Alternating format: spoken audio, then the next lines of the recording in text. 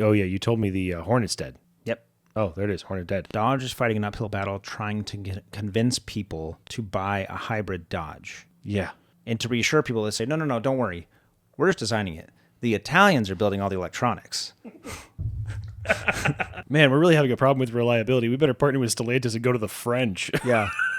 And Dodge will do the marketing. Like, hey, guys. I mean, Dodge actually does a decent job of marketing. They are good at marketing, but Not that good. no one's that good.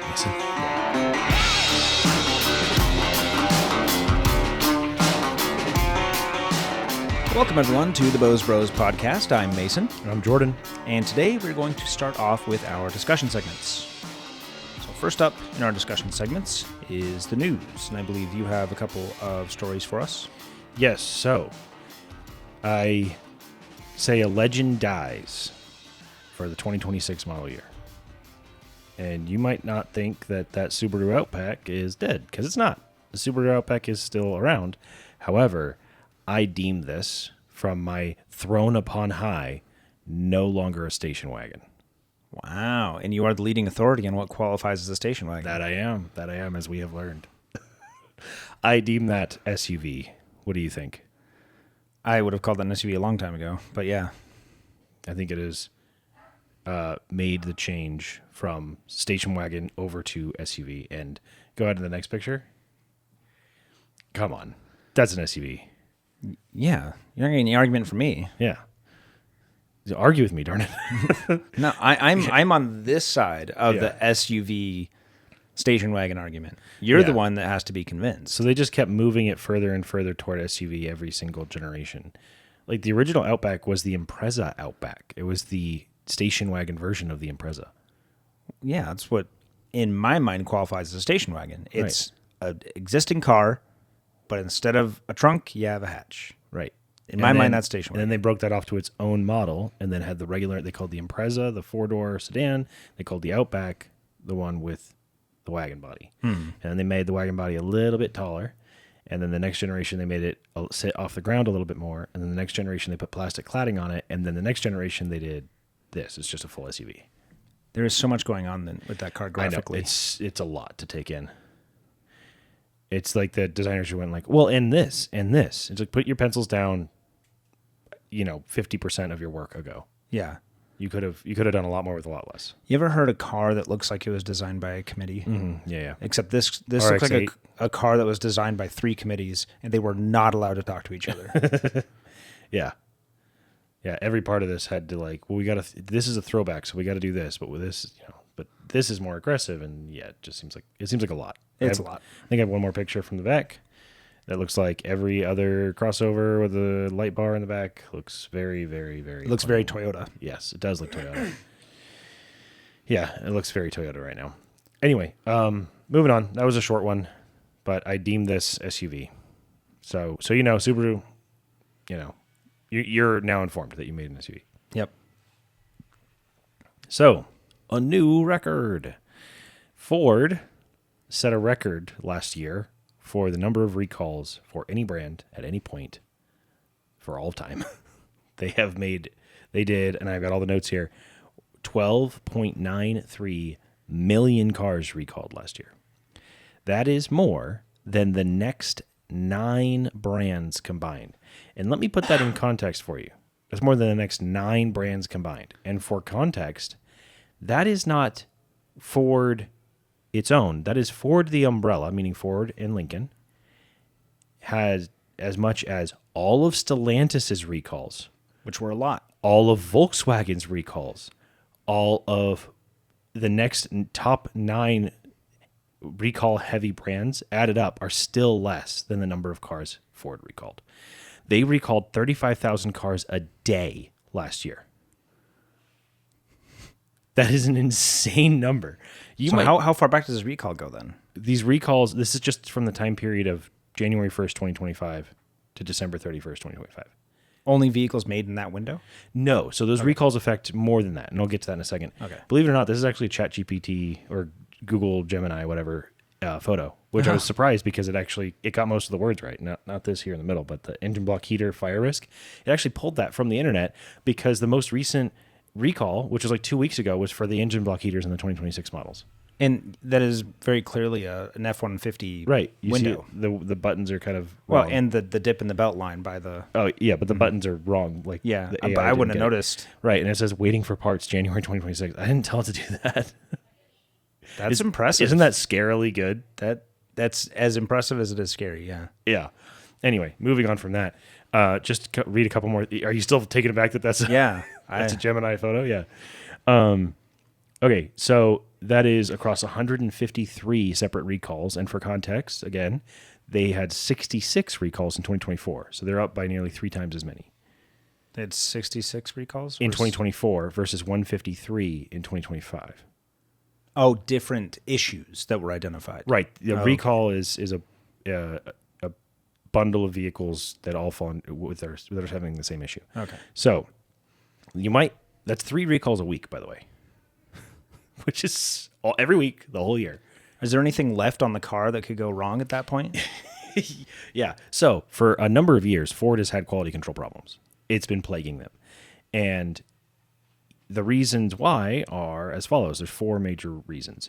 The first one, a quarter of the 2025 recalls were software fixes that didn't actually fix the problem from previous recalls. So a quarter of them were, or 27%, I think, but basically a quarter were recalls. So that's a hard one to start the year with, right? Yeah. And then you have, in 2024, they had huge fines, $165 million in fines because they had a slow reaction to backup camera recalls, which those are federally mandated. So as a result, moving forward, they are being closely scrutinized for their recall attitude. Then that means that upper management is basically doing the recall first, ask questions later. They don't want to risk getting another fine, so they'll do a recall even if it turns out it wasn't totally necessary. So they're just shooting from the hip, like, you get a recall. Anyway, they historically have not focused on parts sharing across their lineup, and therefore they have more unique parts than their competitors, therefore more unique parts to have defects. Right. So their lack of parts sharing is biting them. Ford is now stopping production lines entirely when they discover defects. Then they're issuing a recall immediately. Now, what that does is that means that the total number of cars recalled in any given recall is now lower because they're stopping them in smaller batches. They don't find the defect and keep the production going and then issue a recall to have it fixed at a later date. They stop the vehicle. They stop the vehicle from moving down the production line at all. They shut down production to address it and then let things move again. Which seems like that's the better way to do it. Yeah, why haven't they been doing that the whole time? Because they are now adopting Toyota's methodology, and they weren't before. They were doing the American way of fix it later, just get as many cars through now as possible. And if enough people complain, then we'll go fix it. Bring right. them back. Yeah. Toyota's methodology is just basically right the first time. A traditional American methodology is if you stop production, you as a worker on the line, it's your ass. It's your problem. Toyota's look on it is if you notice a problem and you don't stop production, it's your ass. Yeah. So it's a completely different way of looking at it. They have more downtime, but they also have better cars. And they have no problem making more of them. And how much cheaper is it to just stop production for a bit than to issue the recalls? Then to have to get all the cars back. Mm-hmm. Yes, exactly. So they like I said, as much as the next 9 companies put together. But Ford, in this new plan that they've implemented, the CEO has been like crystal clear, very like shockingly clear with the public on the extreme measures he's going to, like threatening his facility managers with losing their bonuses or losing income if certain things aren't changed to increase quality. So he's holding their feet to the fire. And on top of that, even though they've had that many recalls, a huge number of recalls, they still saved $450 million in just quarter 3 alone last year over what they did in quarter 3 in 2024 in warranty and recall costs. Wow. So they issued 3 times as many recalls and spent in just one quarter $450 million less in this new strategy. That is $450 million into better research and development. Yeah. Well, good for them. Yeah, they've made some really smart choices. And moving forward, you can have next year, I doubt they're 2026 this year. I doubt they're going to have the same record number of recalls. I hope not. They swallowed the pill now. They bit the bullet, and they did what they had to do to right the ship. Were they all just completely different issues, or were they all kind of related software problems? Like I said, a quarter of them were software issues that were fixes, but plenty of them were process issues. Like you would get Broncos showing up at dealerships with different driver seats than passenger seats, or different wheels on one side than the other side. How does no one notice that? Or they do, and they just send it out and go like, "We'll fix it later."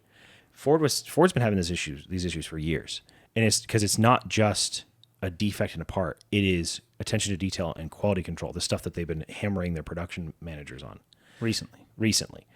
So, anyway, they just adopted Toyota's method, which is, let's say you come into a production line on Toyota's production line, and you get through 5 or 6 cars before this part that you are familiar with now that you're putting on, you go, oh, I have to get the right side in before the left side, or it doesn't sit right, or it looks wrong, or whatever. It takes you a dozen cars or whatever in before you really get the method correct on getting it in. That means that the production line has a failure inherent to it already. Mm-hmm. That means that you would have to pass that knowledge on accurately, clearly, and immediately to the guy who comes in after you. Or he's going to make the same mistakes. Bad dozen cars in a row. But then, let's say a recall happens because of this issue. Every car between the first time this happened and the last time this happened, whether it was affected or not, is now getting recalled. So Toyota's idea is, if you don't stop and say, hey, this fixture, this jig, this whatever I'm working with is not doing its job well enough for me to get it in right the first time every time. If you don't address that problem, then you could be fired. And Chevy's like, shut up and put the door on. Like, Ford, keep it moving. Well, Chevy, Ford, all the American companies. But for Chevy has also been through this ringer before. They hired Toyota's engineering firm to help with their production. Yeah. Because at the time, Chevrolet, for every 2 times Chevrolet would shut down, a Toyota plant would shut down 200 times. Which, if you hear that, you're like, wow, Toyota's having a lot of problems. Nope. It's the opposite. Yeah. They're finding 200 ways to improve their process. They're not doing this when the problems come. The problems are coming whether you want it to or not. That's 198 times a Chevy plant should have shut down. Exactly. Yeah. Well, hopefully they right the ship. Yeah. So I'm happy to hear that they're working on that, because they've been the butt of jokes for a long time now. Yeah. On the recalls. All right. GT500 who? What's this? This is the Dark Horse SC. This is effectively the replacement for the GT500. They're not keeping that name? No. There's so much heritage in that name. There is a lot of heritage. Shelby heritage, not Ford heritage. I mean, there's Ford heritage, but Ford is trying to make it their own heritage. Ford Racing. Ford Performance is what it used to be. Now it's Ford Racing. Because they were asked specifically, what about the GT500? Because that's what this is. This is what everyone's been waiting for. Like, yeah, we got the Dark Horse, and that's cool, but that's like the Mach 1 or the Boss 302, like special edition stuff. Like, that's not the GT500. That's not the supercharged V8 one. So that's what this guy is. And it's a lot more than just a supercharged version of the Dark Horse. There's all kinds of performance upgrades going to it. And it's called the Dark Horse SC, supercharged. Okay. But it's a lot more than just supercharged. Interesting. Yep. So it's supercharged 5.2 liter V8 based on Ford's Predator mill. That's the same architecture as the GTD and the old GT500. It's got a 7-speed dual clutch automatic, no manual option in this one. Ford has not confirmed horsepower, but estimates suggest 700 plus, maybe even 800 plus horsepower, which is pretty awesome. Despite the name, it's more than just the Dark Horse with a supercharger. So it's got MagnaRide adaptive dampers with finer tuning, a wider track, stiffer suspension, improved steering feel, and revised suspension geometry. It's also got carbon ceramic Brembos, which are pretty cool. The track pack adds carbon fiber wheels, Michelin Pilot Sport Cup 2 tires, additional aero, and 150 pounds of weight savings. So it's definitely more than just the supercharged Dark Horse. It's got a revised front fascia, cooling vents, and a ducktail spoiler. It produces 620 pounds of downforce at 180 miles an hour if you have the track pack. Orders are starting in spring, and it should be delivered later this year. So pretty cool. We don't have any information on pricing yet, but they expect it to be significantly more than a Dark Horse, maybe even six-figure territory. I mean, following closely on that Dark Horse, or not Dark Horse, GTD complaint about it being too expensive. Yeah, I mean, compared to a GTD, if this is in the low 100s... That's a third the price? Yeah, this is definitely cheaper than that. I wonder how much faster a GTD is than this. And if it's like 5% faster, why would you spend 3 times as much? The GTD isn't... Well, it depends what you mean by faster. Like, faster... Around a track. Faster around a track, the GTD is going to blow us out of the water. You think so? They don't have the suspension on display in this car. Right. But this still has a back seat. Did you see Camisa's video, the drag or the where they race the three? The Corvette, the 911, and yeah, the Corvette 911 embarrassed the GTD. The GTD did pretty great. Yes, but compared to like two dedicated sports cars versus what the problem, I don't want to say it's a problem. The challenge with the GTD is you're starting from a Mustang, right, and then heavy. Trying to make it compete with a 911, which is from the ground up a 911. A 911, yeah. Right. So they're fighting an uphill battle, which means it's going to be $250,000, and still won't be as fast. Right. So this is kind of bridging the gap between the Dark Horse and the GTD, because right now, if you want to get it directly from Ford, that's your options. You could go to Shelby and you can get a GT350, and you can get a supercharged version of that. But GT500, I don't know if they're just not doing it or what. Or maybe they're trying to do their own brand heritage, and it's basically They're focusing on building up their own heritage by labeling it a Ford racing product. It's not a Shelby product. And they're bringing the Dark Horse SC named NASCAR Cup Series for the 2027 season. Very cool. So they're really trying to bootstrap that.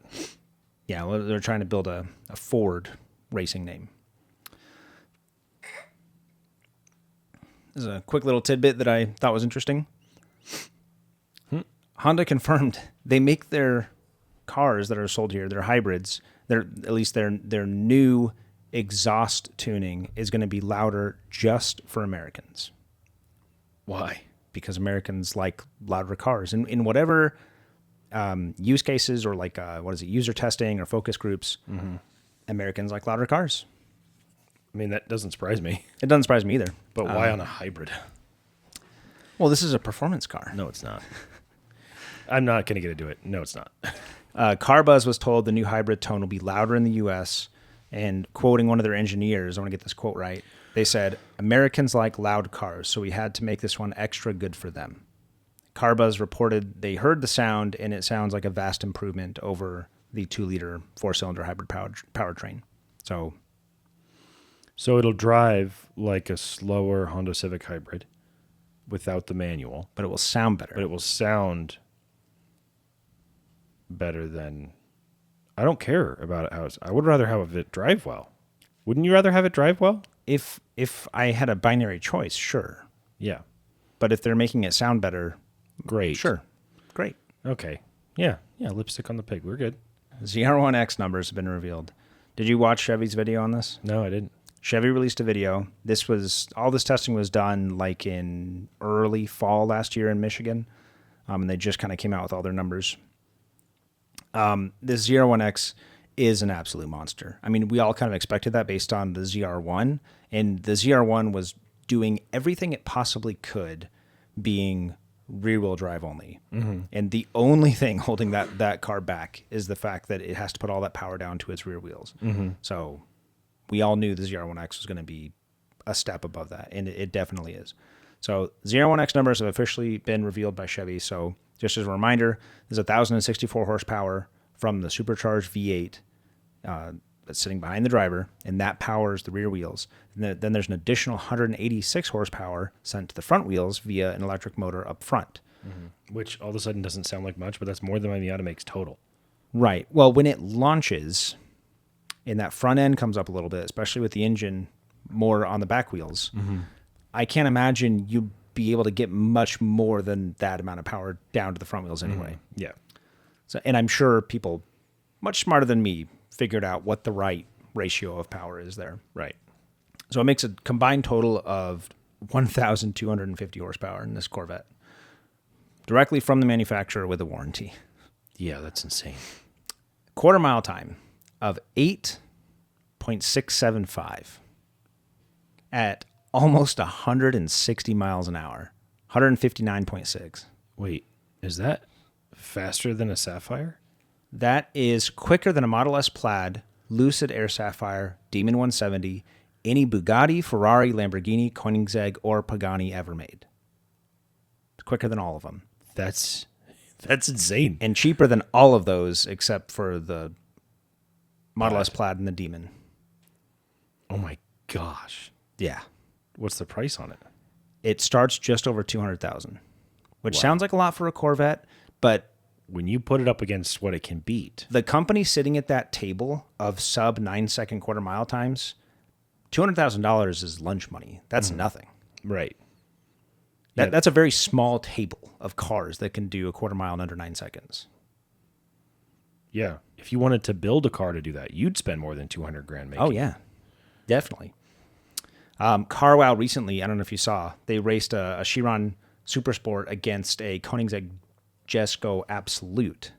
Okay. And that was a big deal. The Vet is faster than both of those.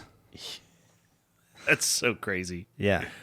I bet the Chevy engineers were sitting on this for months just going like, you guys, you children, you duke it out. You do your thing. It's just cute. The only thing that I know of, and there's probably other things out there that I don't know about, but the one that comes to mind that I know could beat this is the Rimac Nevera S. R. Rimac Nevera R is the only thing I know of that can beat this. But you could buy, literally, I'm not exaggerating, a dozen of these Corvettes for that price. Yeah. And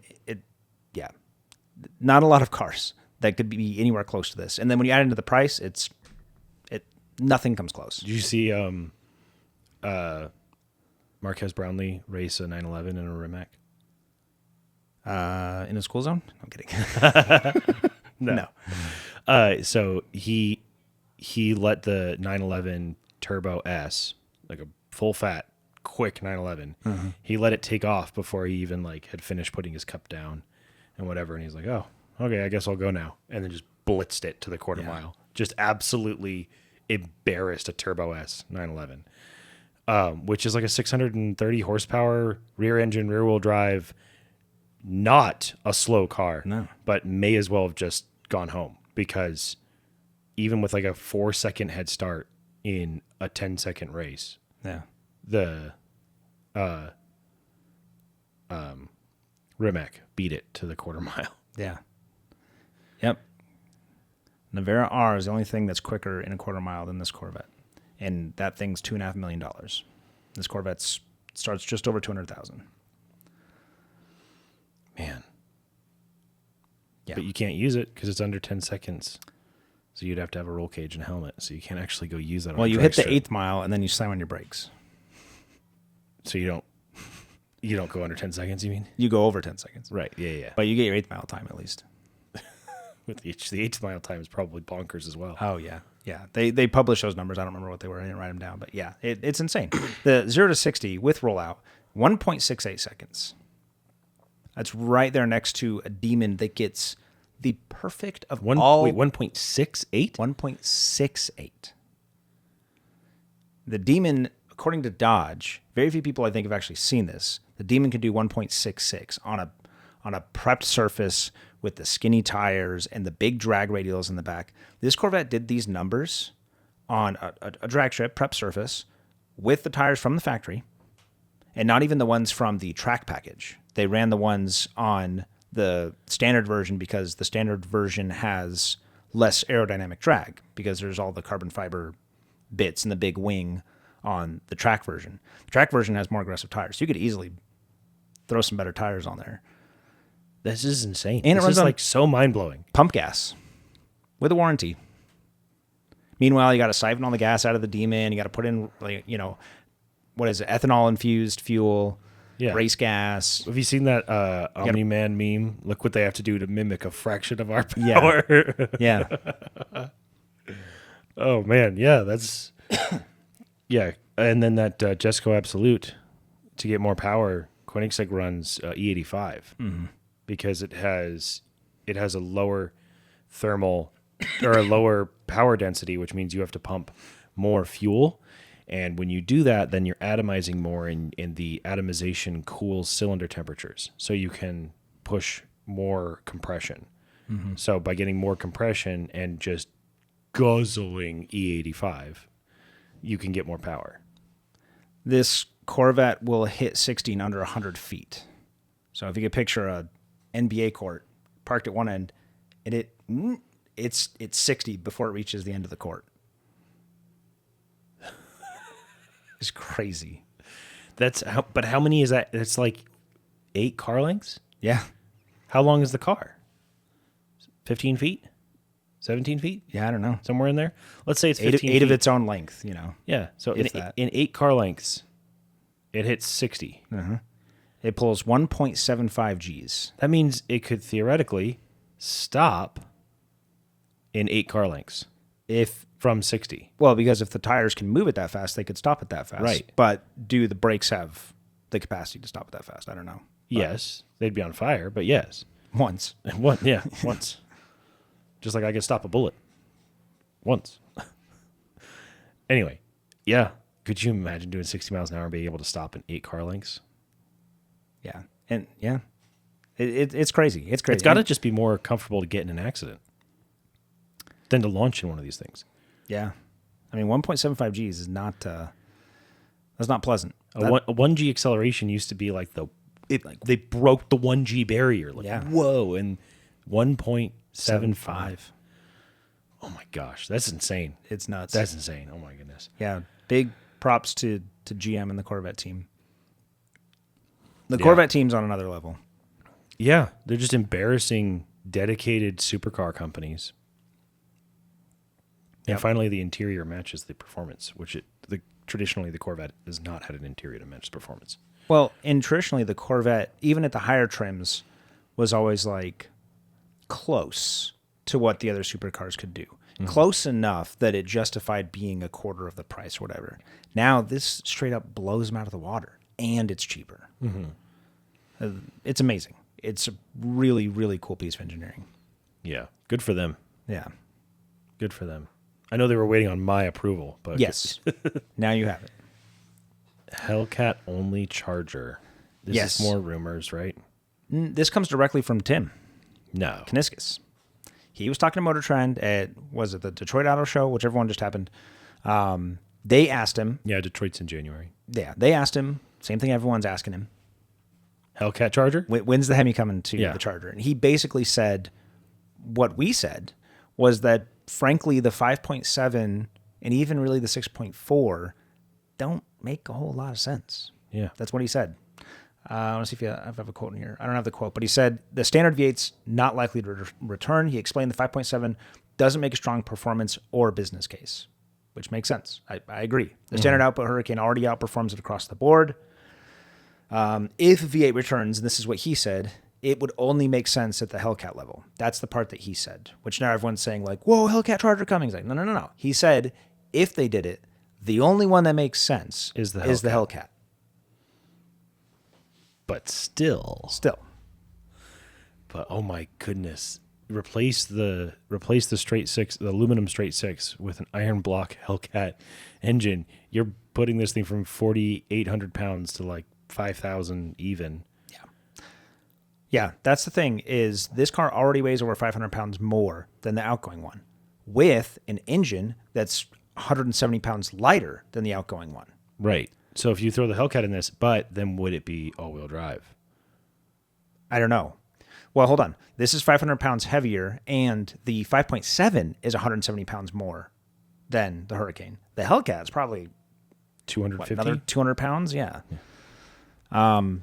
But yeah, this engine bay was designed for that inline six, which is a long engine, but it's a narrow engine. That Hellcat Is wide. that V8 is pretty wide. I mean, the whole car is wide, though. They've got to have room.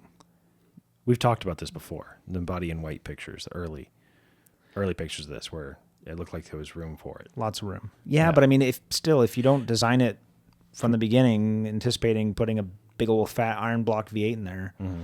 Remember early on the podcast when we first saw our first pictures of this in white, and we were like, "There's a transmission tunnel. Yeah, We might even get a gas version." yeah, and we did. And people who have driven it love it. Love the inline six. Yeah, Throttle House had mixed opinions about it, and then Savage Geese just came out with a video today or yesterday, and they seemed to like it, but they thought it was too refined to appeal to the same Charger people. It's a car that has to make a lot of compromises. Mm-hmm. So I'm conflicted. I want the Hemi to return. I don't want me saying this to sound like I don't want the Hemi to come back. I would love it if it looked like this and it sounded like it was supposed to. That's the Right. big thing, is you see these things on the road with the 6-cylinder, and the sound you're hearing, it's this weird, Muffled. it's like seeing a big scary dog, but it sounds like a Chihuahua. Like it doesn't sit Or quite even right. something a little bit bigger than a Chihuahua, because the straight six doesn't sound bad. It just does. It's just not a V8. It just doesn't match. Yeah. The voice doesn't match the body at Yeah. all. So I'd love for the V8 to come back, but I mean, at the same token, the V8 also didn't make a ton of sense in the Ram either, but those are selling really well. Yeah. I don't know. The problem is, though, muscle cars definitionally are a one-trick pony. They're quick in a straight line. They look good, right? That's two tricks. Yeah, I mean, they have to be at least quick in a straight line. That's the joke. It's like, yeah, they're quick in a straight line, but the first time you like go put it around the corner or whatever. And then the Challenger doubled down on that. It was the fastest car in the world for a little while. Quickest car. Quickest car, yeah. The problem is, if you're a one-trick pony, you have to actually be good at that one trick. Putting the 5.7 in here with 370 horsepower in a car that weighs 500 pounds more, with an engine that weighs 200 pounds more, you'll have a better 0 to 60 in something like a $30,000 Hyundai Elantra. Yeah. N. Yeah, the Elantra N would beat this with the It would. 5.7, I'm sure. It would be. And 370 horsepower is a lot of horsepower, but that's a lot of freaking car. Power to weight, it's not great. It's decent. It's like 100, sure. 100 if it was 4,800 pounds, it would be 169. It wouldn't be 4,800. It would be closer to 5,000 with the Hemi in there. Yeah, so you're probably talking, probably the same as my Miata, like 155 horsepower per ton. Mm-hmm. That's so much weight. But if it kept all-wheel drive, that might help it a little bit. But It's not really traction limited, though. It's not. It's the weight. Yeah. So I'm conflicted. I mean, designing a whole new engine is just not. It's I not don't on think the that's. cards. I don't think that's what they're Especially gonna not do. one that could be rendered obsolete by the next administration and Right. a change in the law. before they even got it into anything. Which is what the problem was with the electric. Yeah. That's exactly what happened, is that before they even got it really into production, it was rendered obsolete by changes in political climate. Yeah. And, public interest died in EVs in 2024. Yep. All right. Did you see you told me the Hornet's dead. Yep. Oh, there it is, Hornet dead. Man, I bet they're cheap now. Do you see how inexpensive you can get a Dodge Charger right now? Yeah. The Charger and a Hornet. The RT, the electric RT, you can get dirt cheap. Yeah, you can get them And for the like 29. That's a lot of car to get for 29 grand. I am kind of like, it's almost like, this is going to be kind of a morbid analogy, but stay with me. Okay. I've been waiting for this to die. Yes. Not like wanting it to die, but just expecting it to happen anytime. Mm-hmm. Almost like one of those child stars that you see like strung out all the time, and you're like, that's too bad. But then the news comes that they died, and you're like, man, like, Well, no one's surprised. yeah, like I know it was coming, but still, like, eh. Kind of hoping they'd turn things around, but nope. Dodge Hornet is officially dead. They announced this month. They put a halt on it in production last year because of the tariffs, because technically this is built in Italy and is subject to tariffs. And it was already... Not selling? Matt McClear, the CEO of Dodge, is citing tariffs as the issue, but it wasn't selling before the tariffs. Right. The tariffs made things worse, for sure.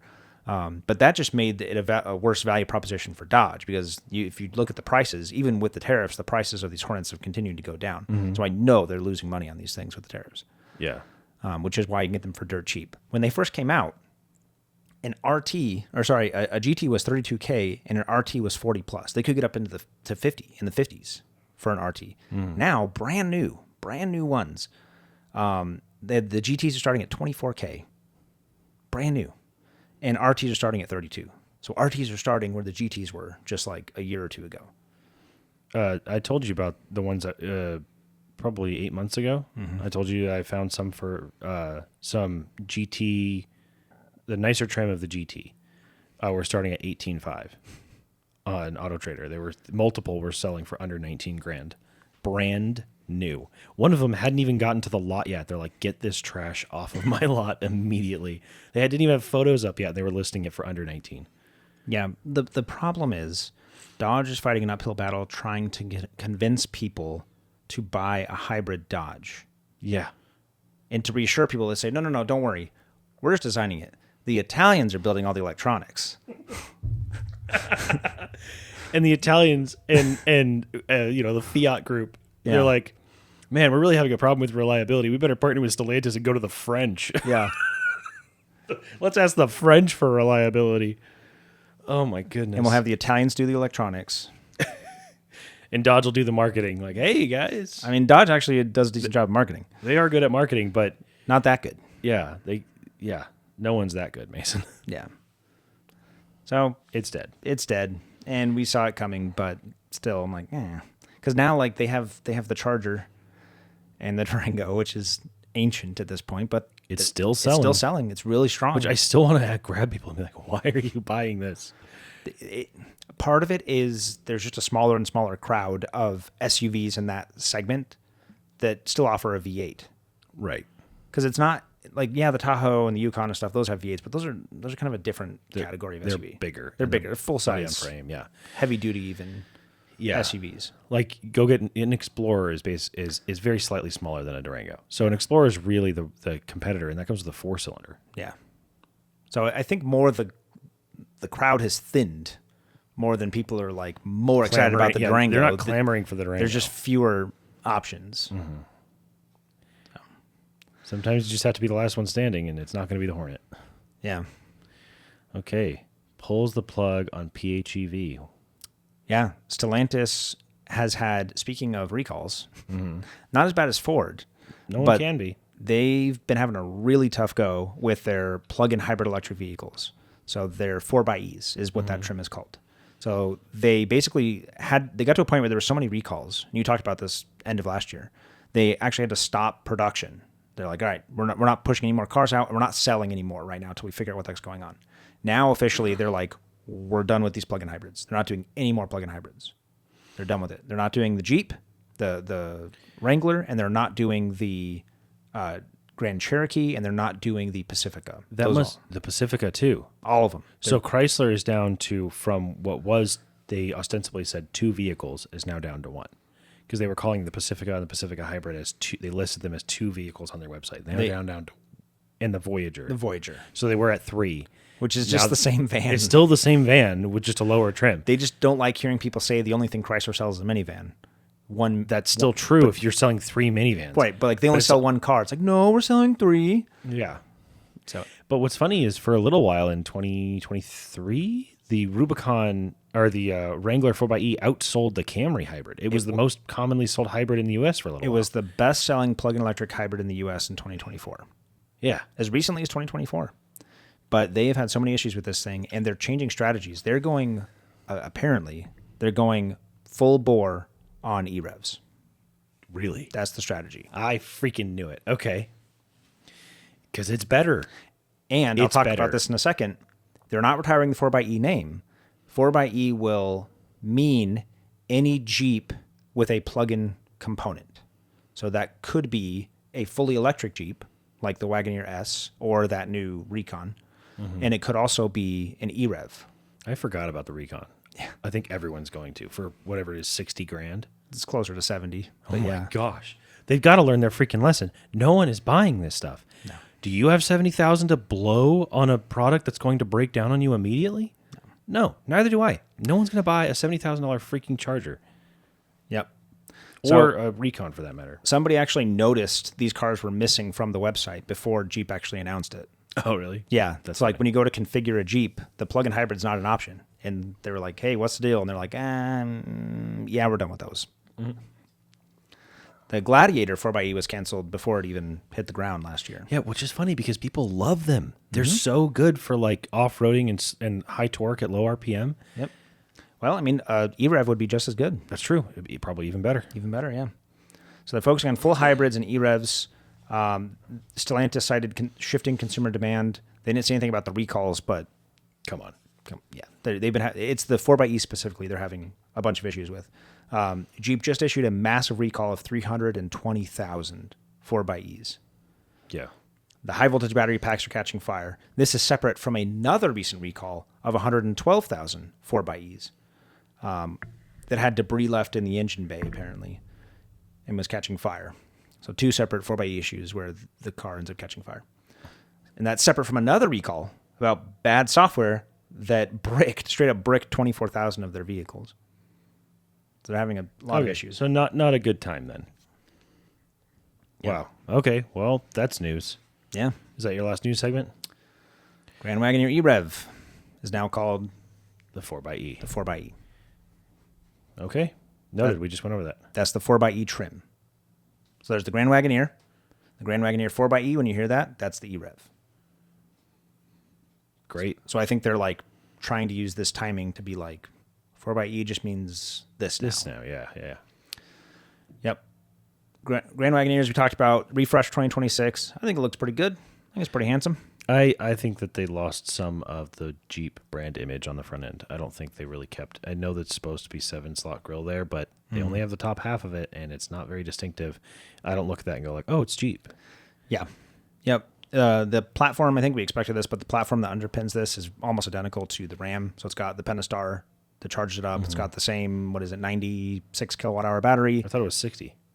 It's 90 something. Oh, it's bigger? Okay, because the original announcement was 60 kilograms. In the Ram and this, it's like 96. Oh, okay. Let me see. 92 kilowatt hour battery, 647 horsepower, 0 to 60 in under 5 seconds. Tow rating will be announced later. But if you look at those rims, Yeah, 8 lugs, just like the Ram. it's going to be pretty hefty, I think. Yeah.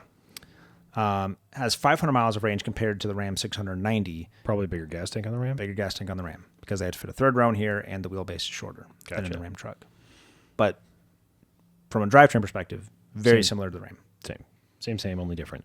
But again, once you hit 500 miles, there's nowhere you can go you're not going to run into a gas station within 500 miles. And running out of juice in an electric vehicle Is a big problem. Is a different problem to solve than running out of juice in a vehicle where you can fill it up with gas and recharge your battery. Because you could just go flag somebody down, any gas go to station. gas station, get a gas can, drive back.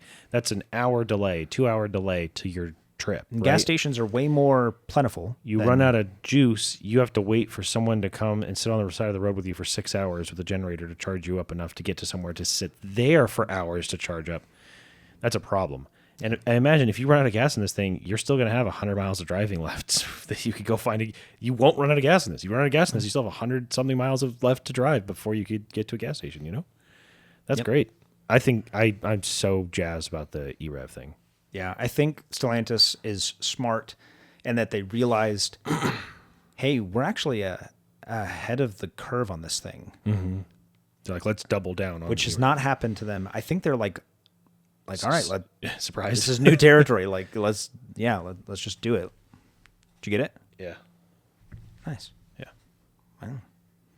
Yes, they're not charging the full price. I even got an email from Tesla saying, hey, it's your last chance to get in and buy it full price before it goes to subscription model. And I'm thinking, do you know how many months I'd have to pay to cover the full price? Do you pay subscription right now? No. But didn't yours come with it? No, so there's It came with autopilot. Tesla's made this clear as mud.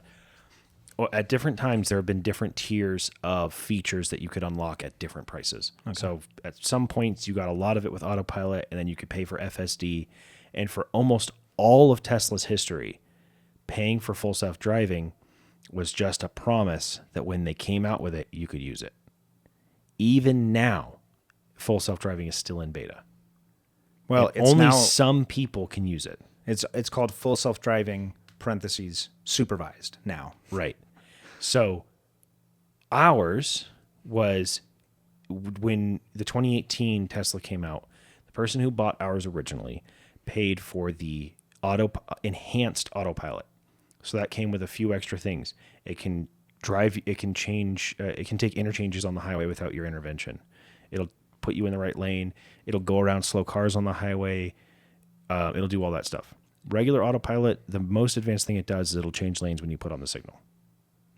Enhanced autopilot will put on the signal for you, change lanes, and get around a slow car, get you to the right lane, and get you off on the right off ramp, all based on your GPS. Is there anything different about the car hardware, or is it strictly software that's So the full self-driving computer is expensive, and you would have to add it to ours. If you don't option the full self-driving computer to the early ones, 2018, 2019, 2020, if you didn't option the FSD from the factory to put it on later is actually more because you have to go put the computer in the car too.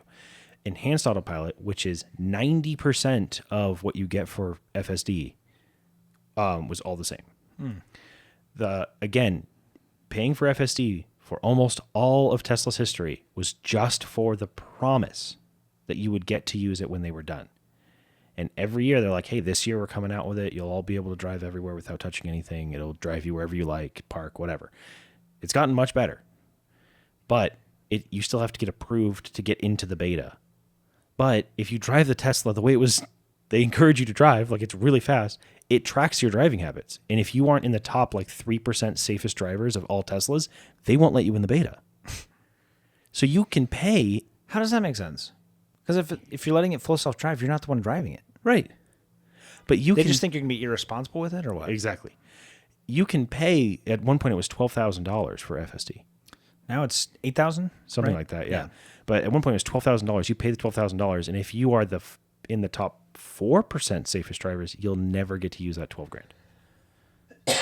So anyway, what we have is most of full self-driving, and that came with the cost of the car. And funnily enough, it wasn't factored into the price. The dealership that sold it to us didn't know it had enhanced autopilot. Yeah. Because it didn't have the full self-driving computer, so they thought it had regular, what they called autopilot, which is just a regular safety suite. Plus, you can change lanes with a turn signal.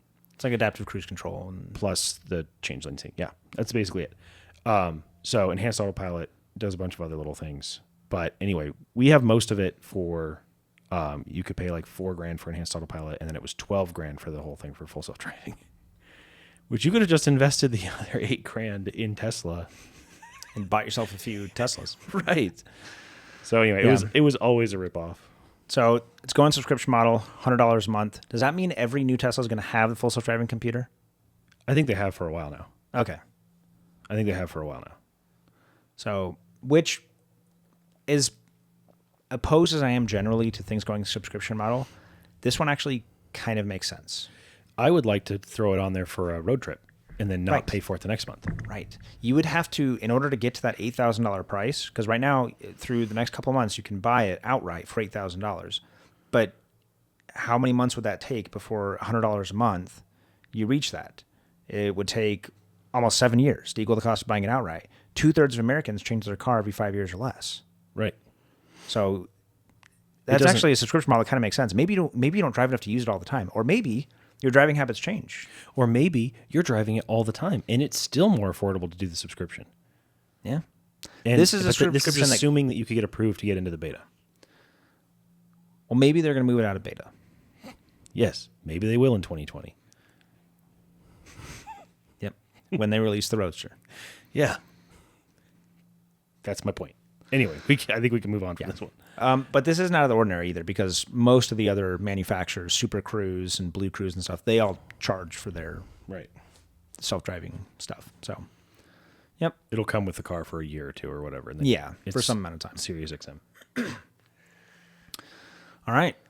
Do you know about the Model Y L in China? No. I was talking to my neighbor next door. He's like, we bought the Model Y, but we really wanted Is it a long wheelbase? the long wheelbase version they sell in China. And I was like, wait, repeat that? I know China puts a lot of emphasis on rear seat legroom. Yeah. So the Model Y L is a long wheelbase version of the Model Y. It's 7 inches longer total, with I think 2 of those going in between the wheel wells and an additional 5 on the back. And then the slope is less extreme, so that third row has a lot more headroom. And it's a 2x2x2, so it's a 6-seater in all arrangements. This was a China only. I think they started making it last year, and it's going to now come to apparently Australia, and it's rumored to come to South Korea. Okay, so it's not coming here. There's no reason why it couldn't come here from a regulatory standpoint. Except, don't they use NiCad batteries there? I don't know. Yeah, I think they use a different battery chemistry in China. I mean, if it did come here, they would make it here. Yeah, they would make it with the batteries here. But that would mean they would have to design a production line to make batteries that shape and whatnot, which I can't imagine for a battery electric car company is that complicated. Yeah. Okay, cool. For me, as a father of 4, I don't really have a lot of options when it comes to a Tesla. I have the Model X, and that's it. And I'm not spending $100,000 and whatever $1,000. You can get them for like $35 now. Yeah. You're still not spending $35 on an electric car with 100,000 miles. Right. If I want to get it, I'm not saying I would buy one, but if I wanted to get a new car, I'd have to get a Model X. Model 3, Model Y isn't, except this year, they're bringing back the 7-seat Model Y. Very cool. They removed it for a bit, but that's only on the premium version, not on the performance and not on the standard trim. Okay. So, Cool. all right. Marketplace Mayhem. Yes. So I found you saw this. Did you see the last picture? Mm-mm. Okay. So BMW Isetta, back in the 50s, BMW was struggling, basically going to go out of business. They pretty much bought the rights to build this thing and then built it under their name. It was not originally their design. This was what saved BMW in the 50s. They sold so many of these, it saved their company. Wow. But they sold for a few $100s, I think, at the time. And anyway, this thing is in pretty good condition for a car from the 50s. Mm-hmm. It's in, I would say, excellent condition.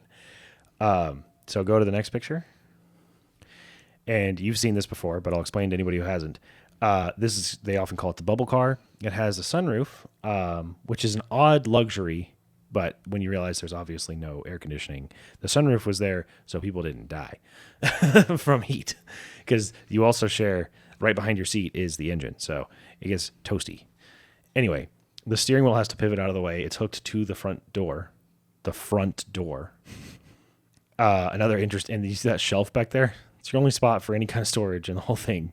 That probably gets toasty too. Oh, I'm sure. So you put your cream puffs there; they're gonna melt. Anyway, next picture. You want to see the gauge cluster? There it is, and the tach goes backwards. That's 60 kilometers, so 37 miles an hour. That's wild. So wait, you sell this on Marketplace? On Marketplace, yeah. For sale where? I think it was here. It does not look like here. I know, but I was only searching in Phoenix. That's so not here. Those pictures aren't here, but I was searching with a range of Phoenix. So unless they were offering to ship it, and that's how it ended up in my feed. I mean, maybe that could be like up north. That funny door handle. Yeah. Anyway, so go to the last picture. This is the most surprising one. Listed for $42,500 for what was probably a sub $500 car when it was sold. That's literally 100 times, 1,000 times more than it sold for. Yeah. New. Oh, it's got a manual though. It does. There's only 3,000 miles on it. Who knows how accurate that odometer is? Yeah. Listed 4 days ago in Scottsdale. Scottsdale. That's not Scottsdale. That's probably where they got the pictures. It's probably sitting on a tarp or something, and they didn't want to go take new pictures. Could be. Wow, Isetta for sale in Scottsdale for $42,500. Yeah, no. You could have that, or you could have 2 Hornets. I would take 2 Hornets. Me too. You could stack them, make a car with enough seats for your family. Speed rounds. Okay, speed rounds. Guess that car. Guess that car. These are yours for me. So you want to explain the? Okay. So I'm going to show a zoomed in picture, and Mason has to guess what it is. Ready, set, go. Do you have 2 zoomed in pictures or just this? one. Okay. Just one on this. Okay. It's a unibody truck. Mm-hmm. That looks too small to be like an El Camino or whatever it was, Ranchero. Is this that compact, what was it, the Honda you showed a couple weeks ago? I don't remember what the name was. There was like a JDM truck. No? You're talking about the yellow Fun? No. Not the Fun. No. Is it a Holden? Like an old... Because this looks old. I'm looking at those mirrors. I'm looking at the door lock that comes up. That looks like... You have the gutters around the... Oh, okay. So this is really old. This is, what, 70s, 60s? Could be. What's your guess? The only ones I know of are the Ranchero or the El Camino. Well, which is it?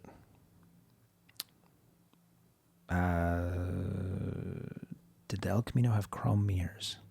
That's not chrome. That's body color. I know. That's why I'm wondering. Oh. There's also the GMC version. Oh, yeah. But I wouldn't have told you that if that was Yeah, that's true. All right, I'm just going to say El Camino.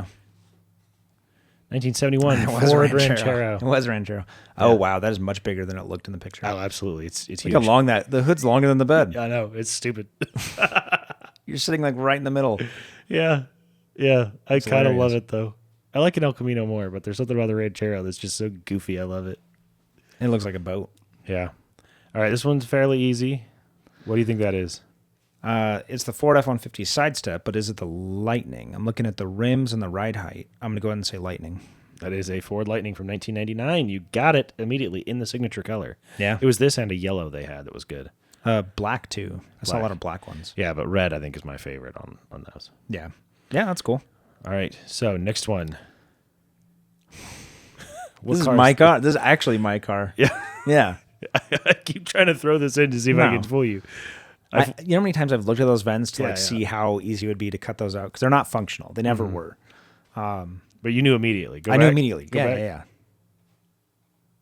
Yeah. I know those screws, like on either side of the vent. Yeah. Yep. Easy. That's actually my car, yeah. I found this on restomods.com, this picture. Yeah. I have an account there, so it kind of makes sense. Oh, do you?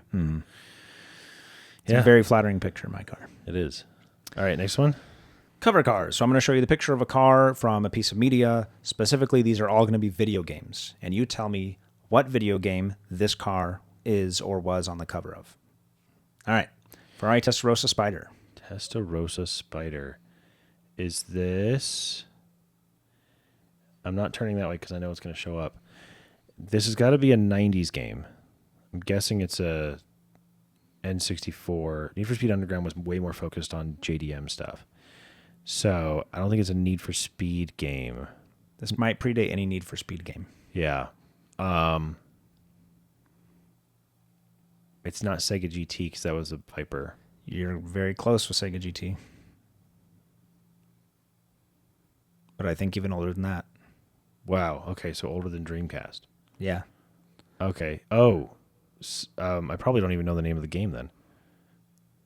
If it's that old, I probably don't know the name of the game. I don't... It probably was on a console, but that's not how most people know it. Most people know it from its arcade version. I don't know. You might be too young. I think I'm too young. Outrun. Nope. Never would have got that. Never would have got it? Never even heard of that. Really? You Yeah. never heard of Outrun? Nope. Wow. Never even heard of that, you old man. I don't even know that I've played it, but I at least know of it. Yeah. I know of it from the arcade, and I think Sega Made the arcade? Mega Drive. It's from a Sega Mega Drive. Sega. Yep. Mega Drive. Outrun. All right. Next up. Megatron. Yeah. What is the Lamborghini Murcielago the cover car for? I'll give you a big hint. Need for Speed Hot Pursuit? This color. Yeah, that's it. Hot Pursuit 2, yeah. technically. That was a good game, though. I love the soundtrack on that game. Yep. I played the crap out of this game. All of these Need for Speed games in the early 2000s, I played so much. So good. Carrera GT, the CGT right there, then Airborne Viper. Yeah, totally. Yeah. Hot Pursuit in that color. You surprised I got that one immediately? Because we had this for the GameCube. Yeah, we had this on the GameCube. Yeah. All right, last one. What is this the cover car of? A GR-GT. Mm-hmm. Well, I assume a brand new game. Yeah. Maybe even a game that's not out yet. Maybe a game that showed off the cover car artwork like yesterday, which inspired me to add this segment. And I have no idea because I've never heard of it. It's a game franchise you're very familiar with. Is it also Need for Speed? No. Is it Forza? Mm-hmm. Horizon? Mm-hmm. 7? 8? What are they on? 6. 6. Well, the big news is Forza Horizon 6 taking place in Japan. So they picked this as the cover car, which is pretty cool. That's cool. And the Land Cruiser, but of course. Yeah. But yeah, I can't get over how good that car looks. It looks great. Red's a great color on it, too. It really is with the black roof. I like it better in red, honestly. That two-tone is very JDM. Mm-hmm. It's very cool. Yeah, that slate gray is really good, or gunmetal, or whatever they're calling it. Yeah. Space gray, Apple would call it, but that red actually looks really good. Yeah. And it's badgeless. Forza Horizon 6. It's in Japan, so when I saw this with the cover car, I was like, yeah. There's no other... Yeah, of course. That has to be what it. Could it? What else could it be? Sorry. Yeah. Okay. Anything else? Nope. That's it. Okay. All right. Concept versus reality. Concept versus reality. So I'm going to show you a concept car. You're going to tell me what car this more or less turned into, and also which one you think looks better. Okay. Okay. Audi R8. Yeah. This was actually from the movie iRobot. iRobot, yeah. I think it was the RSQ. I'd rather have an R8. Yeah, this looked really cool. I remember really liking this car when that movie came out. And now looking at it, I'm like, oh, it's an R8 with some extra plastic on it. Yeah. Is that what it was in the movie? Yeah. No, I mean, the R8 didn't exist. Right, because the movie was 05? 04. 04, okay. It was 04. I still like that movie. Shia LaBeouf. Yeah. Actual cannibal Shia LaBeouf. Audi R8. And yeah, I agree the R8 is better. Vastly better. But this was pretty cool when it came out. I still like the side blade. I like the full side blade. The new ones that don't have the full side blade, I'm not as big of a fan. Very few cars that came out at this time, I think, have aged this gracefully. Oh, yeah. And I would take one of these with a V8 manual. The V8's more reliable, has plenty of power, and cheaper, and I've heard that the manual is the way to go. It's a gated manual, isn't it? Yeah. I looked into putting a gated shifter on my Miata. Don't roll your eyes. Of course I did. And then because the shifter goes right down into the transmission, it's not like mounted with linkages and whatnot. Mm-hmm. That means that the whole shift assembly vibrates with the engine when you hit the gas. Yeah. So that means that the shifter is moving a lot in that zone. So the gates would have to be like this tall. It would be just like notches of suggestion to not get in the way at any given point. So anyway, I didn't do it, but yeah, that's pretty good. All right. What was that a concept for? That is very cool. I've seen this. Well, first, what does it look like to you? It looks like a wide, flat, like late 60s, early 70s. Like it looks like your car almost in the front. But I think this is the concept for the Mustang. You're right. It is. Yeah. 62? 70. Oh, for the next generation. 1970 Ford Mustang Milano concept. But yeah, everyone that looks at this looks at that belt line, the kick up, the flat hood, and thinks the wide front, like Mopar. That is a Chrysler shape through and through. Yeah, they did a Mustang. Take some of that. You can kind of see it. Yeah. When you look at the next generation Ford Mustang from 71. Yeah, I have this car in one of my slides. Oh, really? Yeah. Oh, nice. Yeah, that concept looks great though, but it is very Chrysler. Yeah. I like the back end too, how thin it is. Yeah, it's cool. I would buy one of those. It looks really cool. That's a Charger front. Yeah. For being a Mustang. Yeah. It also has a little Mustang symbol in that, I just noticed. On the grill on the left side. Oh, it does, yeah. I didn't notice that. Oh, and right here. Oh, yeah, on the side too. Yeah. I didn't realize. I thought it was a T, but yeah. Yeah. All right. Do you know what concept this turned into? It's got the little droopy bits in the headlights like the Chryslers did from the early 2000s. It has a little bit of that 3-segment front hood like the Plymouth Prowler and the PT Cruiser had. Mm-hmm. You're in the right area. I'm thinking this is a concept for a Voyager or a Pacifica. It's actually for a Jeep. What do they call it? Jeep is Wagoneer? It's a Wagoneer concept. Dang. Really? Yeah. They did share that headlight design, though, with like Dodges and Rams. And then the Grand Cherokee that came out had kind of the Yeah, two this screams headlight. Chrysler to me. Totally. Yeah, those rims look enormous, but those are only 20 inches, Really? which are pretty standard size rims for today. Oh, the rubber tire comes in? Is that what that is, or is that still part of? Whatever. I'm not sure. All right. What's the Wagoneer that came after that? Yep. Yeah, Wagoneer. Which I like that grill's way better than the new one. I like the new one more. This one is more Jeep, but I think the new one looks better. Okay. Next one. So you can argue this was what came out technically that was a Grand Wagoneer just for 1993. And it was A Grand Cherokee. A Grand Cherokee, but everywhere it would have said Cherokee, it says Grand Wagoneer. Because it has wood paneling. This was like their highest trim level, but it was just for 93 only. Oh, and that concept was from all the way back in 91, by the way. Oh, I would have guessed like 98. Yeah, it was really early. Okay, so 30 years later, they came out with the Wagoneer. Yeah, well, they actually had Wagoneer in 91. That's so different because this one had been on sale since like the late 70s. Forever. This was the last year they had it. But like, how old does that look? Even for 91, that looks old. Really? Yeah. Yeah. I would take this one out of all of those. Oh yeah, I was just gonna say I would have this for sure with the plunger door handles. Oh, yeah. oh yeah, I'd totally take. I can that. hear it. Yeah, I can good hear funk, like your C10 you used to have. Oh yeah. All right. Common denominator. Common denominator. So in this game, Mason has to guess what all these cars have in common. So this one's easy. So I think I only put 7 in there instead of 10. But I'm pretty sure you're gonna get it right quick. Go ahead. Okay. First one, 1957 Chevrolet Bel Air. Okay. Based on the age of this, it's something on cars that were old, or it's something so universal that it's continued to be included on new cars. Mm-hmm. Okay. Both of those things seem reasonable. All right. They're red. All of them are red, but that's not what it is. I just thought it'd be fun. What was that? 57? Mm-hmm. And 68. 768 Mustang.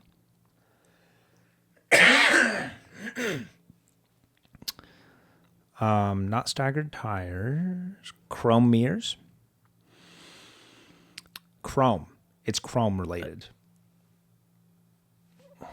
It's not chrome mirrors though. Chrome trim. Chrome wiper blades. Bumper. They got steel bumpers. Okay. Okay, well that's a lot newer than I was expecting. The plunger door handles. Nope.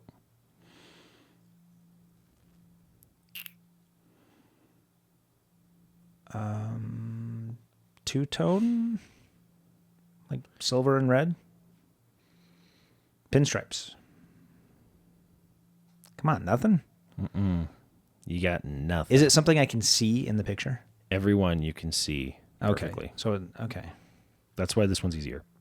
So it's got to be relatively old of a exposed wiper blades?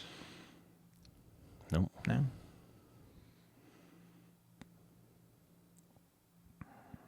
Okay. Yeah, the Cherokee's throwing me off because everything else has a lot in common. Well, this is 87. This is fairly new. Oh, by the way, every one of these is the final model year of its version. Is that what it is? No. And it did apply for every model year before it. So this is the last C10 that had this. That was the last Grand Cherokee that had it. That was the last Bel Air that had it. Drip rails? No, the Cherokee didn't have drip rails. Fender trim?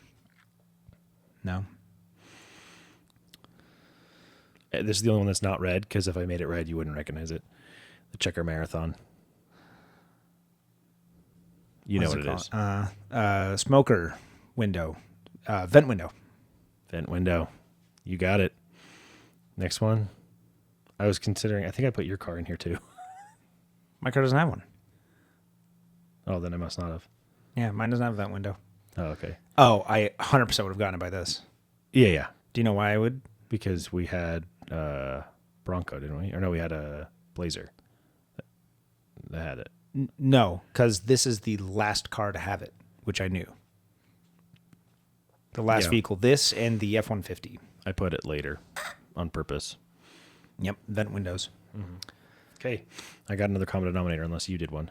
I did one, but I think it's after the one of yours I put in here. Common denominator. So in this game, I have a bunch of cars listed. They all have one thing in common. They may have several, but I'm looking for one specific answer on what they have in common. We try to go for something that's interesting or surprising. So go ahead with the first picture. The 2024 Genesis G90. Now, I will say, on the last one, you could see it in every photo. In this one, you can't see it in any photo. Is this a physical attribute of the car or some sort of characteristic or classification of the car? Is this like a tangible thing or just like a... They're all station wagons. No. No, it is a tangible thing. Okay, so non-tangible would be like they're all like North American market or something. Correct. It's not that. So it's something tangible about the car. It is something tangible about the car. So, First one up, 2024 Genesis G90. And it may apply to other models and other 8 years nearby, but this is the example I gave for this one. This one isn't going to give me a lot because I don't know much about this. Okay. All right, let's go. This is the Nissan March Super Turbo. So you probably know a lot more about this one than the last one. Yeah, still not a lot. What could this have in common? They're white. Yes. Again, they're all white, but that's not what I was going for. It was just easy to find a Nissan Super Turbo in white, so everything else is white. Lights in the bumper. No. Amber turn signals.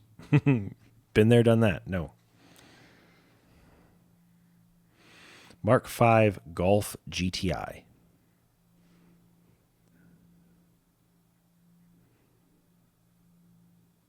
I'm 99% certain that Genesis is not a 5-cylinder. This was the generation that had the 5-cylinder, though, right? That was one of the options. All right. I don't think... 5-spoke rims? Nope. Remember, you can't see it. Oh, that's right. Yeah, you're right. I don't know why I'm guessing physical things. That's why this one's harder. They all seat 5 people? No, they have a hatch. No, the G90 doesn't have a hatch. And you can see that. Dang. Like I said, this one's a lot harder. You might want to get through a few more before you keep guessing. Okay. Volvo V90 T8. I was looking at these and I was talking about them constantly. So if you remember what I had said about this car that I found interesting, that's where I got the inspiration for this one. Are they all all-wheel drive optional? I don't think so, no. I know the Golf's not. Okay. And I'm pretty sure the G90 is an option, but I don't know. But how good does that look? That looks really good. Looks good. It's a good looking car.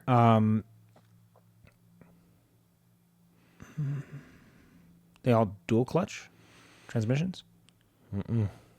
Not that Nissan. No, the Nissan wouldn't have been. And the Golf's a manual. The GTI is a manual. It's only a manual in that generation? Pretty sure, yeah. Oh, okay.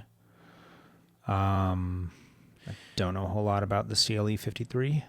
Do you remember the controversy about it? That the CLE 53 replaced the V8 with a 4-cylinder. So this has a 4-cylinder? Yeah. More horsepower. That's right. But anyway. A twin turbo. Isn't it a turbocharged 4-cylinder? And it's got hybrid. It's got all kinds of stuff. Yeah. Looks nice. I wouldn't buy it. It weighs like 5,200 pounds. Too. So this has a 4-cylinder then? Mm-hmm. I'll tell you that G90 does not have a 4-cylinder. No, that has a 6 or an 8. I think it's a straight 6. Straight Maybe six. it's V8. I don't know. I don't know. Inline. No. Land Rover Defender, latest gen. Only on one trim, but it's there. Did that Golf GTI, did that have that VR6 engine? It did. You could get it. Yes, you could get it, but it's not what I was referring to. Can you option a inline 6 in all of these? No. I like where your head's at, though, because you can't see that.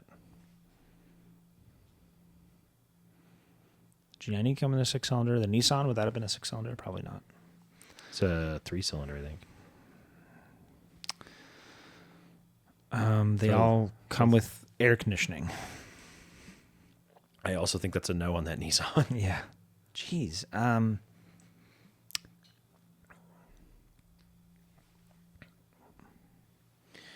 You got another one to go. You know more about this car, so maybe you know. Polestar 1. Mm-hmm. I do find the name funny. That's a weird picture. This is like a hybrid powertrain, isn't it? Mm-hmm. It's got a whole bunch of stuff going on. Are they all twin charge? No. They are? They are all twin charged. They're all twin charged? Yeah, you got it. The Golf has a supercharger and a turbo? You could get a 1.3 in Europe. Every one of these is twin charged. That Defender you could get twin charged. Jeez. Keep The going. Genesis too? Wow. Oh, the Audi. Okay. That's the same as that Golf. Mm-hmm. Oh, yeah. I probably would have gotten it by this one. You would have gotten it for this. That's why I put it last. Nice. Because that was the first twin charged vehicle. Twin charged. Love it. I'm surprised you got that, especially before the Delta, because the Delta would have given it away. Yeah. But yeah, they're all twin It was charged. the Polestar, because I knew a little bit about the Polestar's drivetrain. Mm-hmm. So all of the T8 and T6 Volvos are all twin charged, and a lot of them are twin charged hybrid. They're extremely complicated vehicles. Yeah. But out of a 4-cylinder, they pull like 380 foot-pounds of torque, which is kind of crazy. Just heaven forbid you ever have to work on it. Yeah. So anybody that doesn't know, twin charging is when you supercharge and turbocharge a car. All right. Common denominator. Okay. So I'm going to show you 10 vehicles, and you tell me what the thing is that I'm thinking of that they all have in common. Okay. Let's see. Number 1. GTR. This is the early one. I will tell you, you can't see it in the picture, and it's going to be really tricky because it's not a tangible part of the car. Okay. 1996 Dodge Grand Caravan. Like, keep looking at that for a second. But again, it's nothing you're going to be able to see on it. It's not even a physical attribute of the car. Are they first-year redesigns? Because the GTR was the first. That 2009 was the first year of that one. This is the first year of the Grand Caravan in this body style, and that 2017 that comes up next is the first year of that body style. 2019. So far, yeah. Okay, but that's not what you're looking for. It's related. Okay. It's related, but not what I'm looking for. Okay. Keep Go going. ahead. Next one. G35. Ooh. Yeah, because this took the Altima.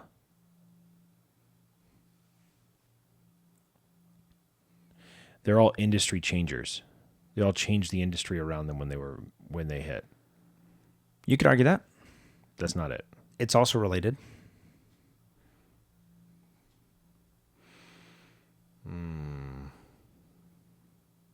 2015 Volkswagen Golf.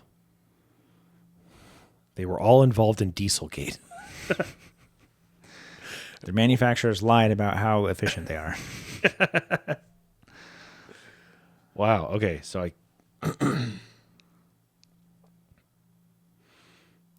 they're all considered the best of their generations, By who? generally in the public. No. I mean, Okay. maybe. But that's probably the closest you've gotten.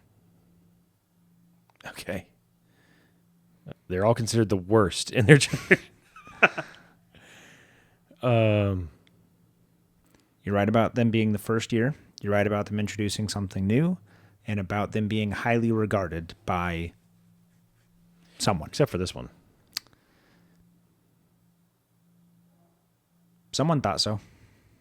They're all mentioned by their CEOs to have been the best. No? Because I don't know who liked that one. All right. Next one. Jeremy Clarkson spoke highly of all of these vehicles. Can't imagine you have a lot nice to say about the Plymouth Voyager. That's true. I really thought you were going to get it with a 300. Is this the last car? There's one more. Want to look at the last car? Sure. 2001 Chrysler PT Cruiser.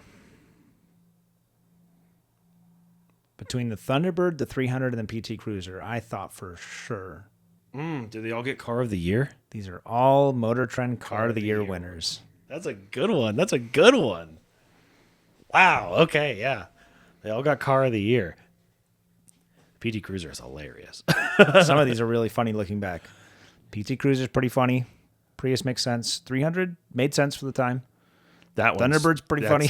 That's wild. Yeah. I can't believe that. That's why if you knew this got Car of the Year, I thought for sure you'd get it. You'd be like, oh, Car of the Year. That one makes sense. I had a 2015 Golf. Do you know what's funny though? Is the Golf's been Car of the Year like 3 separate times. Yeah, that doesn't surprise me. It's almost like every Especially new generation. This Gen set, no, the Gen 8. The Gen 8 is no. Gen 8.5, yes. So the Gen 7 has a nicer interior than the Gen 8 on the Golf. And that Gen 7 is 2015, which is my year. And I would love to have another station wagon Golf back. But yeah. Yep, these are all Car of the Year winners. Very cool. Nice. You got it. I defeated you a little bit, but you got it. Next week, I'm going to do another one. And it was the best-selling car of that year, and it's just going to be 10 F-150s Yeah. of different years. Except this year, it'll be a RAV4, right? RAV4. Yeah. All right. Cousin Cars. Explain the rules real quick.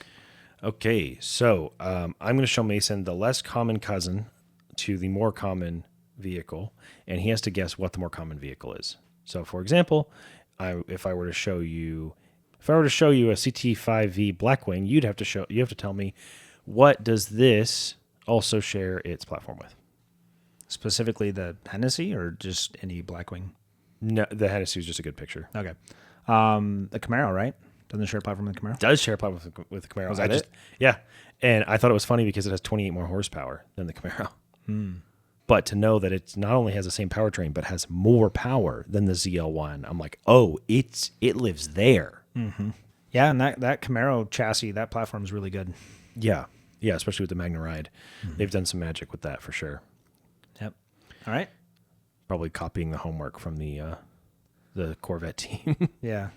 LX600, that is the Land Cruiser. No, a little bit more.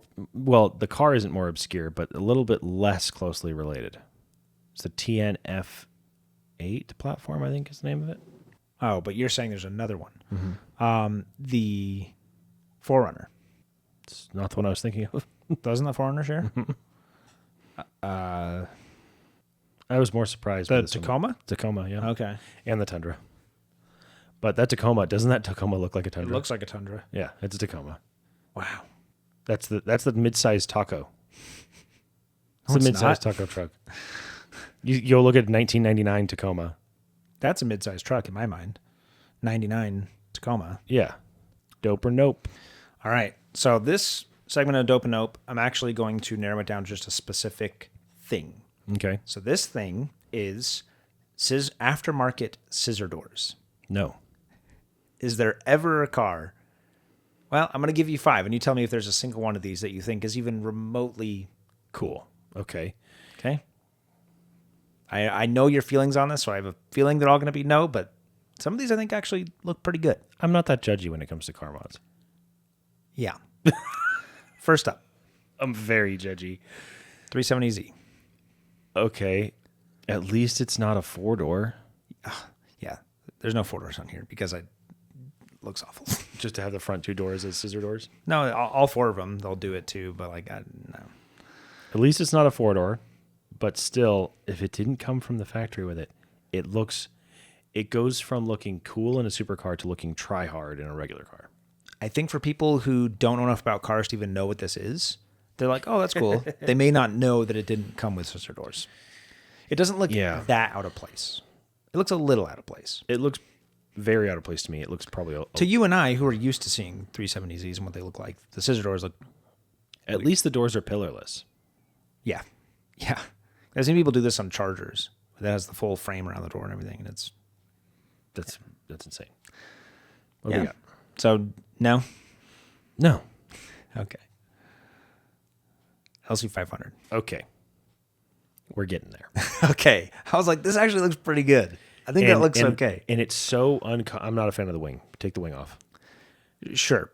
Pretend that's not there. That's not part of the discussion. But at least this is not as well known that, like, I know it didn't come with these. The only thing that would really put me off on this one is if the doors are in the way of getting in. Because sometimes when they put the scissor doors on, it actually makes it so you get in the car. It's really hard to get in.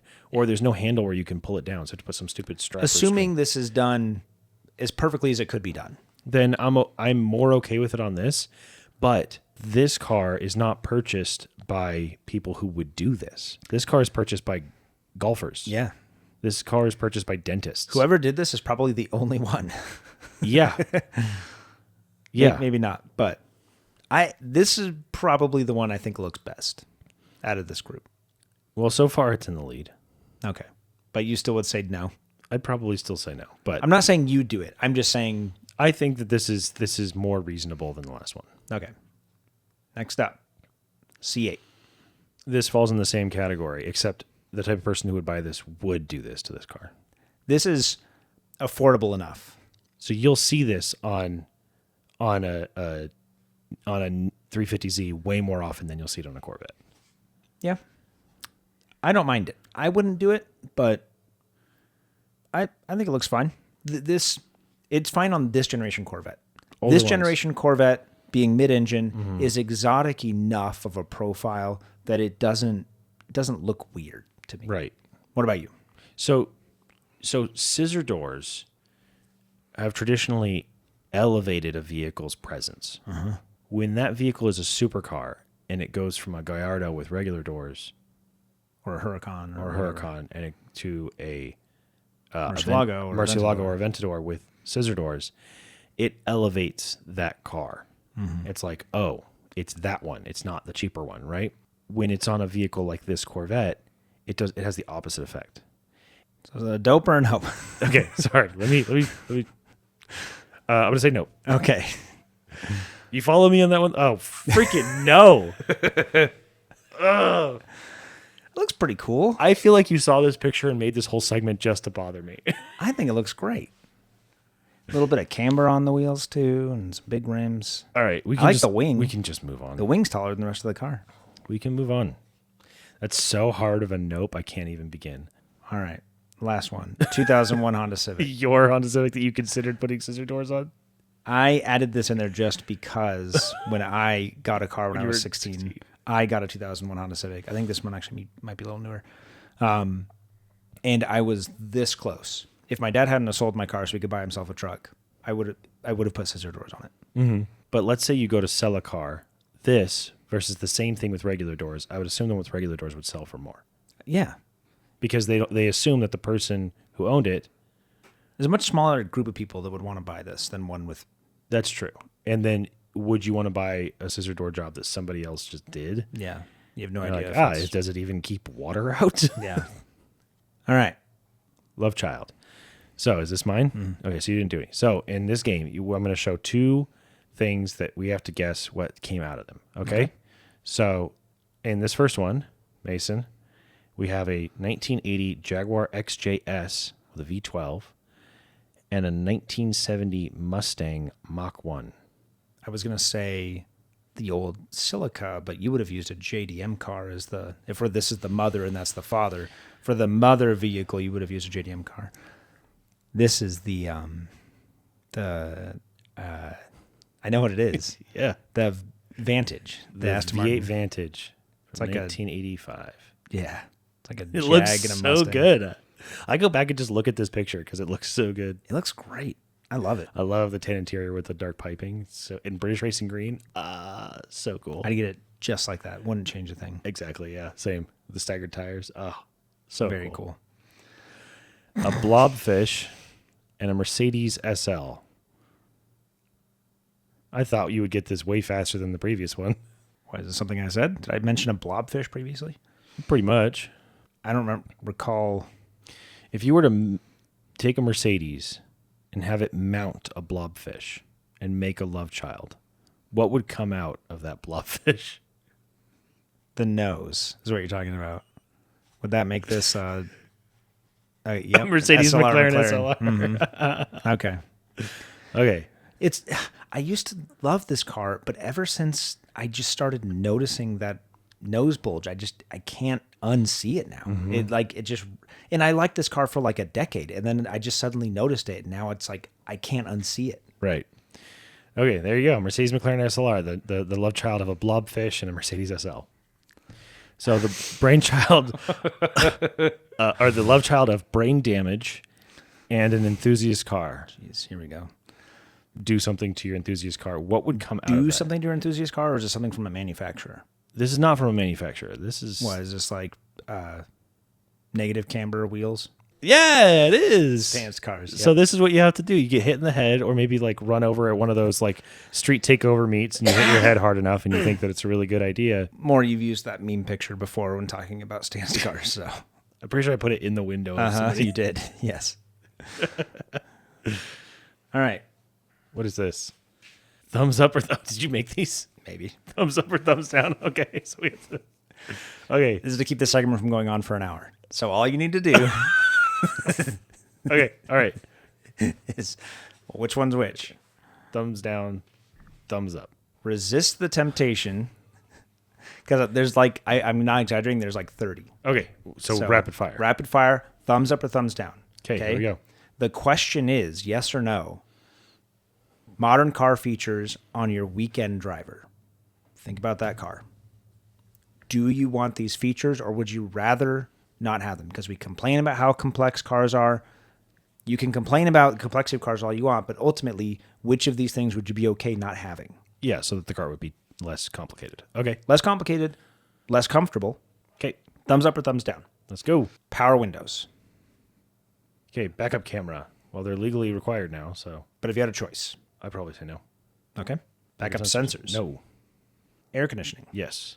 Over-the-air updates. Hard no. Automatic headlights. Yeah. Take that. Electronic parking brake. No. No. Look at me in the eyes. No. Built-in navigation. If it makes it way less, I'm going to say no. Okay. Seatbelts. Yes. Absolutely yes. Some of these are easy, Mason. Okay. Okay. Sometimes you surprise me. Okay. It's like communist government making us wear a seatbelt. I don't know where you're going to go. Like maybe you feel strongly about seatbelts. I don't know. Okay. Power side mirrors. Yes. Okay. Heated seats. No. Power seat controls. No. Digital rear view mirror. No. I hate those things. Heads up display. No. Driver passenger airbags. Yeah. Was my hesitation what was funny? Yeah. I thought that would be. See, I'm surprised. I thought that would be. I mean, you still said yeah, but I thought it'd be more decisive about it. Okay. All right. Cruise control. Yeah. Just basic cruise control. Adaptive cruise control. No. Touchscreen interface. No. Self-driving. No. Push button start. Sure. Yeah. Automatic transmission. No. Don't even finish it. Autonomous emergency braking. I'm going to say no. Okay. It gets in the way too much. Voice controls. No. Question. Have you ever had voice controls in any vehicle you've ever been in, work at any point? No. Me either. A connected phone app for your car. No. For my weekend driver? No. Massaging seats. No. Modern headlight units versus like steel beams or something. I'll take them. Driver monitoring system. No. Engine start-stop. No. Think of the fuel economy. On your weekend driver. I don't have that on my car. I don't think I have engine stop-start on mine either. I mean, not intentionally. Yeah. I have accidental engine start-stop. Bluetooth. I'll take that. Yeah. Listen to some music. Yeah. So it's not listed here, but speakers too, I assume. You'd decent sound system. Lane keep assist. No. ABS brakes. Yes. Electronic fuel injection. Yes. Android Auto, Apple CarPlay. My weekend driver has it, and I'm glad that it works better than the last one. But if I could choose, I'd say no. Electronic powertrain. No. Rear cross path detection. No. Again, my car has it. But if I could take everything out, if I could be driving as close to just a go-kart as possible. Blind spot monitoring. That doesn't actually weigh very much, but I'm going to say no. Okay. A clock. I'll take a clock. Okay. All right. There you go. Were you surprised by how many things I said no to? No, you basically answered exactly how I thought you would. Okay. Still, would your answers have been that different for a commuter car just for yourself? Yes. They would have been very different. They would have been very different. I would have taken the massaging seats. Mm. I would have taken almost everything because a commuter car serves a different job. Yeah. You know what I would buy? I know what I would buy. I would go get that Volvo. The Volvo. I'd go get the Volvo V90. All right. So rank these 5 things 1 to 5 without knowing what comes next. The category is non-standard door designs. This isn't this specific car. It's this design of door. Which one do you think is coolest? Let's see. Butterfly doors. Those are pretty cool. But I like Aston Martin's Swan doors a lot because they're understated. So I'm going to say those are 3. Okay. Going. 2. Those are cooler. Scissor. 4. Dihedral synchro helix actuation. I would say this is a number 1 unless you've got the Swan doors from Aston Martin on here. So I'm betting you do. So I'm going to split this as a 5, even though I would put it as a 2 otherwise. Even the name is like so Koenigsegg. Oh, yeah. Very Christian von Koenigsegg. Very sure. Very cool. So that means your number 1 is? Aston Martin Swan doors. Yeah. See, that's cool, but it's not over the top. I had to look it up. This is the Rapide, and it does it on both the front and rear, which is interesting. And it makes sense. I would take a Rapide. That'd be so cool. Rapides are cool. It's not many cars that translate from a good-looking 2-door to a good-looking 4-door. But when you get one of the most beautiful vehicles ever made. Rank these 5 cars 1 to 5 without knowing what comes next. The category is identity crisis. Number 1 being, which of these cars is suffering or suffered from the biggest case of an identity crisis? So after the Prelude, what are the other 4 that you have on here? The Prelude's on here. Maybe. It probably inspired the segment. It did not inspire the segment. Okay. One specific car did, but wherever you put them. So which one has the biggest identity crisis is your number 1? All right, let's see. Honda Accord Cross Tour. Yeah, this is when they were trying to do a crossover before the crossover craze. It's not that bad. I'm going to say 5. Okay. Dodge Charger Daytona EV. 2. Yeah. It's up there. It's up there. Might even be 1. Nissan Murano Cross 1. Cabriolet. 1. Really? 1. I don't even care what's coming after. This design. The EV Charger inspired the segment, huh? Yeah. Yeah. This is 1. Yep. The cowl shake on this thing is atrocious around the windscreen. It's just like... It's almost like it wasn't designed to be a convertible. Or even a 2-door. Yeah. All right. Honda Prelude. Yeah. I guess this has to be 3 then. 3. Mm-hmm. So that means your number 4, identity crisis, Cadillac XLR. If this just had a regular LS motor, it would have been so much better instead of the North Star. It's like it couldn't be faster than the Corvette. But it had to be more expensive because it was the Cadillac. Yeah. So it was just this weird... That's fine as number 4. Yeah. I like the wing mirrors. How cool would this be now with Cadillac's styling now? Yes. This would be so cool. But not mid-engine. I would want it to be this layout. Yeah. The mid-engine would look like that CN concept. Yeah. Because that was mid-engine. All right. One quiz question for you. Okay. What do you got? How fast was the fastest car crash anyone has survived? Ooh. Before seeing the answers, what are you thinking, speed-wise? I'm thinking maybe there's a land speed record attempt where someone survived an accident. Maybe a tire comes off of something and they survive because the rest of it stayed intact, and that would still count as a crash. Mm-hmm. But a regular land speed accident means there's nothing left. You're scraping stuff up off the desert floor for miles. Was Richard Hammond driving? No. You want to see the answers? What are the 4 options? And this is a car crash? Ostensibly a car. So 4 wheels and you can sit in it.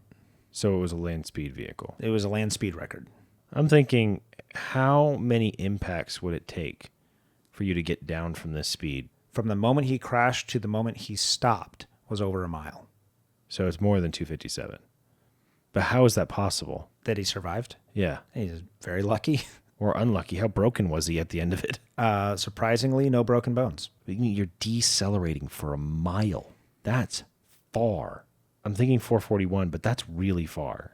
610. It was 610 miles an hour when What? his wheel hub came off and the car tumbled for a mile. It was a wheel on a land speed record car. Exactly. You nailed it. This one right here. Holy cow. Fastest survived crash recognized by Guinness World Records. The driver was Art I'll break that record.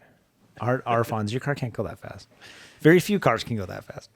I mean, to call this a car is stretching it, but the vehicle is a jet-powered land speed record vehicle called the Green Monster. Front wheel bearing seized at speed, sending the car tumbling for over a mile. He walked away with only cuts and bruises and friction burns.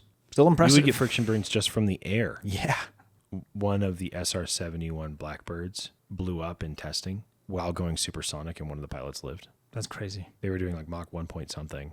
So they were doing probably close to 1,000 miles an hour. It's like Top Gun Maverick. I know. Yeah. It makes Top Gun Maverick look more realistic. Yeah. I rolled my eyes so hard at the beginning of that movie. When he crashed at Mach 10. Yeah. And he's like, There's well, nothing left. yeah. The only thing I can think of is like the part he's in is its own self-contained like titanium shell. And that thing parachutes down. Yeah. Because you're not ejecting from that and surviving at Mach 10. No. Anyway, yeah, you got it right. That's it. That's our show. Cool. Thanks for joining us, everybody. Catch you in the next one.